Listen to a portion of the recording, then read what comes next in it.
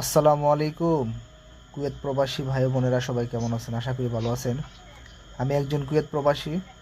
আর এই কারণে এই বয়সটাতে আসা যে কুয়েতে যারা আছেন খাইদান, হাসাবিয়া, ফরানিয়া, তারপরে হাওয়াল্লি, এসব এলাকায় যারা আছেন আজনবী এলাকায়, এই খাইদানে খুব চেক ইন, বুঝছেন? এখন বর্তমানে খাইদানে খুব চেক ইন।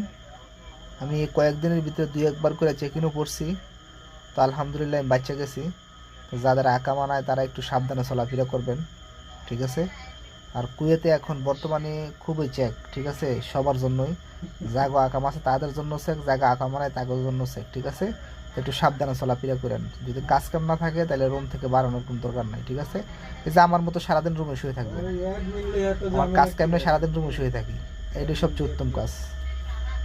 ভালো থাকবেন, আশা করি বুঝতে পারছেন সবাই।